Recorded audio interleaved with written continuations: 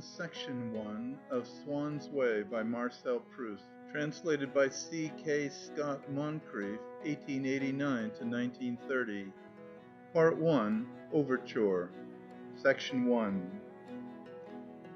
For a long time I used to go to bed early. Sometimes, when I had put out my candle, my eyes would close so quickly that I had not even time to say, "I'm going to sleep."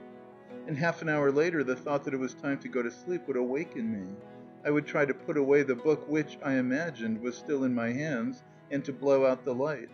I had been thinking all the time, while I was asleep, of what I had just been reading, but my thoughts had run into a channel of their own, until I myself seemed actually to have become the subject of my book. A church, a quartet, the rivalry between François I and Charles V. This impression would persist for some moments after I was awake. It did not disturb my mind, but it lay like scales upon my eyes, and prevented them from registering the fact that the candle was no longer burning.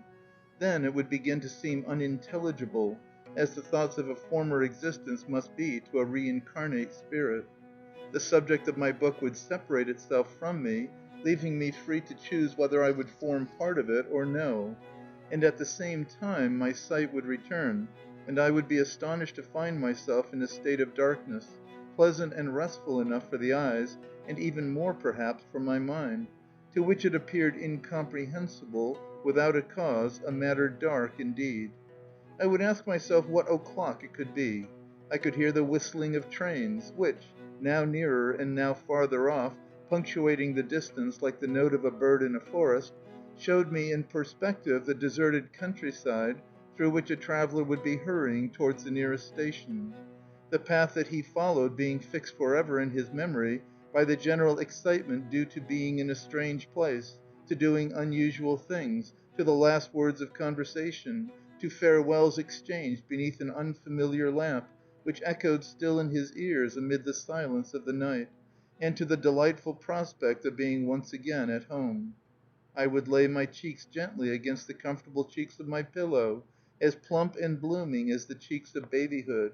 Or I would strike a match to look at my watch. Nearly midnight, the hour when an invalid, who has been obliged to start on a journey and to sleep in a strange hotel, awakens in a moment of illness and sees with glad relief a streak of daylight showing under his bedroom door. Oh, joy of joys! It is morning. The servants will be about in a minute. He can ring, and someone will come to look after him. The thought of being made comfortable gives him strength to endure his pain. He is certain he heard footsteps. They come nearer and then die away. The ray of light beneath his door is extinguished. It is midnight. Someone has turned out the gas. The last servant has gone to bed, and he must lie all night in agony, with no one to bring him any help.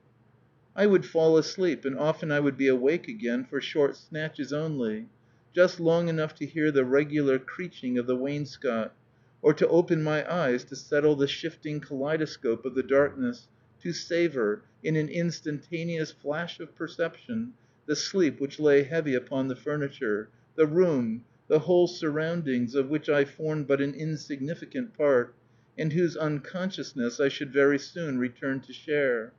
Or, perhaps, while I was sleeping I had returned without the least effort to an earlier stage in my life, now forever outgrown, and had come under the thrall of one of my childish terrors, such as that old terror of my great uncle's pulling my curls, which was effectually dispelled on the day (the dawn of a new era to me) on which they were finally cropped from my head.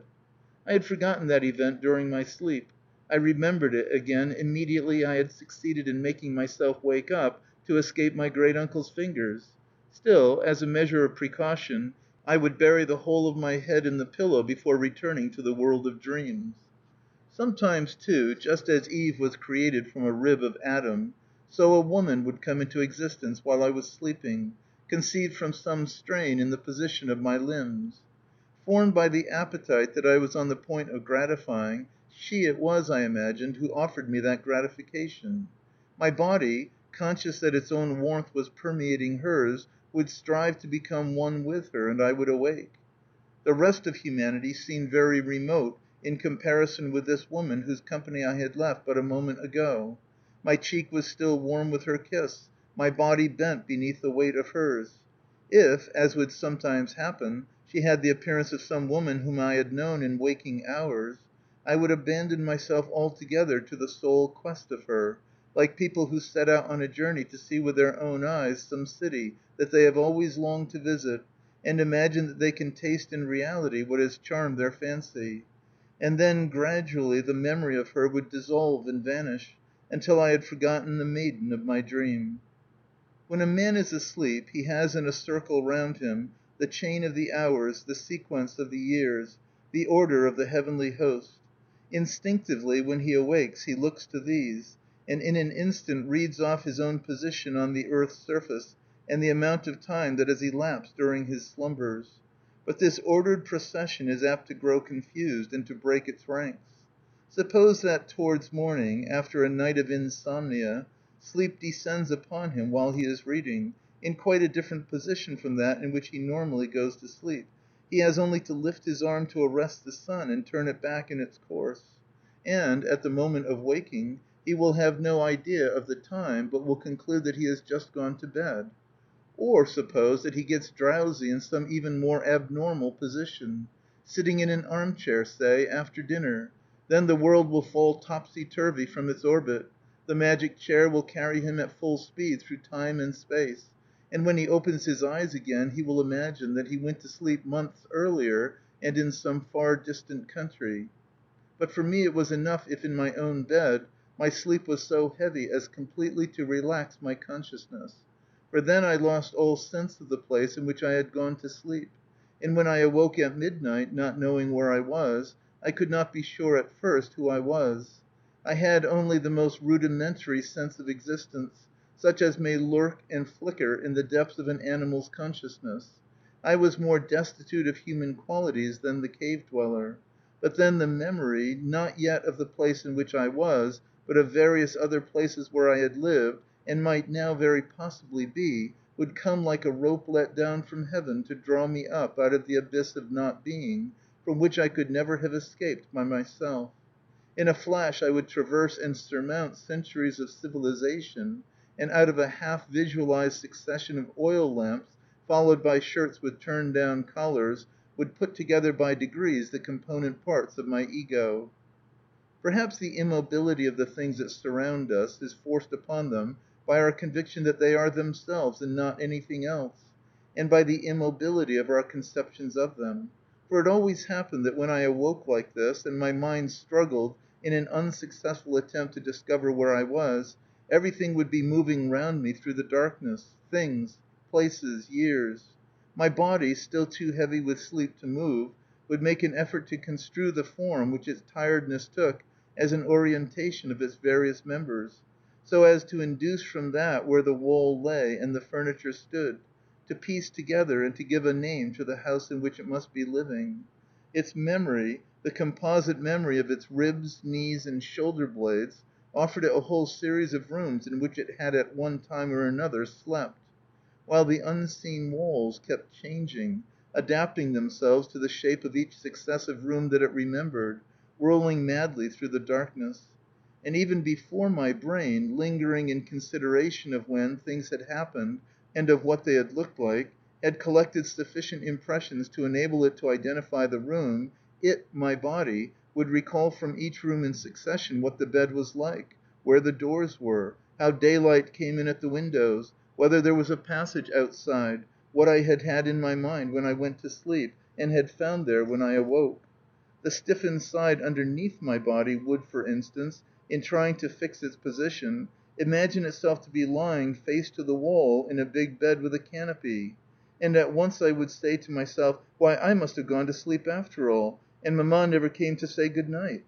for I was in the country with my grandfather, who died years ago, and my body, the side upon which I was lying, loyally preserving from the past an impression which my mind should never have forgotten, brought back before my eyes the glimmering flame of the night light in its bowl of Bohemian glass, shaped like an urn and hung by chains from the ceiling, and the chimney piece of Sienna marble in my bedroom at Cambrai, in my great aunt's house, in those far distant days which, at the moment of waking, seemed present without being clearly defined, but would become plainer in a little while when I was properly awake.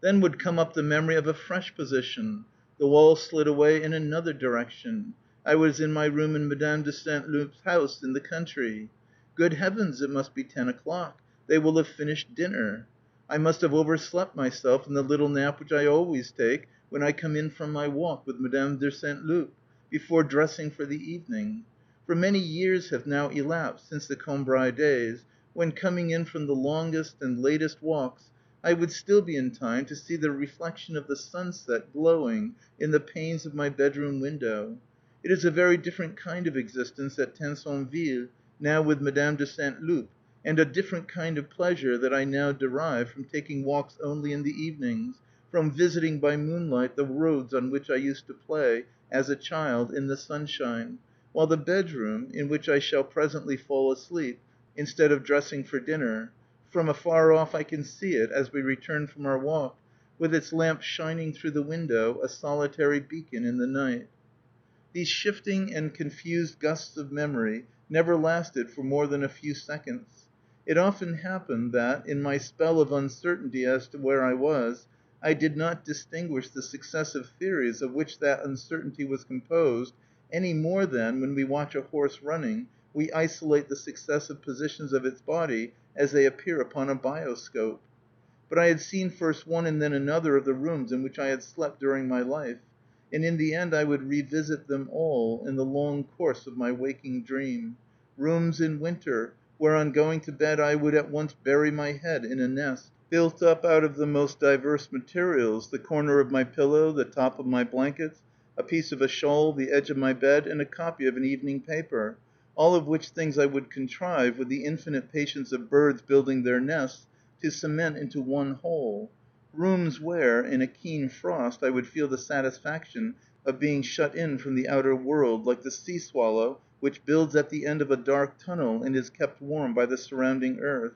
and where, the fire keeping in all night, I would sleep wrapped up, as it were, in a great cloak of snug and savory air, shot with the glow of the logs which would break out again in flame, in a sort of alcove without walls, a cave of warmth, dug out of the heart of the room itself, a zone of heat whose boundaries were constantly shifting and altering in temperature as gusts of air ran across them to strike freshly upon my face, from the corners of the room, or from parts near the window or far from the fireplace, which had therefore remained cold, or rooms in summer, where I would delight to feel myself a part of the warm evening, where the moonlight striking upon the half-opened shutters would throw down to the foot of my bed its enchanted ladder, where I would fall asleep as it might be in the open air, like a titmouse which the breeze keeps poised in the focus of a sunbeam, or sometimes the Louis XVI room, so cheerful that I could never feel really unhappy, even on my first night in it,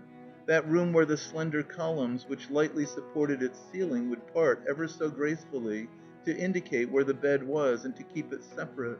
Sometimes again that little room with the high ceiling, hollowed in the form of a pyramid out of two separate stories, and partly walled with mahogany, in which from the first moment my mind was drugged by the unfamiliar scent of flowering grasses, convinced of the hostility of the violet curtains, and of the insolent indifference of a clock that chattered on at the top of its voice as though I were not there, while a strange and pitiless mirror with square feet, which stood across one corner of the room, cleared for itself a site I had not looked to find tenanted in the quiet surroundings of my normal field of vision, that room in which my mind, forcing itself for hours on end to leave its moorings, to elongate itself upwards, so as to take on the exact shape of the room, and to reach to the summit of that monstrous funnel, had passed so many anxious nights, while my body lay stretched out in bed, my eyes staring upwards, my ears straining, my nostrils sniffing uneasily, and my heart beating, until custom had changed the color of the curtains, made the clock keep quiet, brought an expression of pity to the cruel slanting face of the glass, disguised or even completely dispelled the scent of flowering grasses, and distinctly reduced the apparent loftiness of the ceiling. Custom, that skillful but unhurrying manager, who begins by torturing the mind for weeks on end with her provisional arrangements, whom the mind, for all that, is fortunate in discovering, for without the help of custom it would never contrive by its own efforts to make any room seem habitable.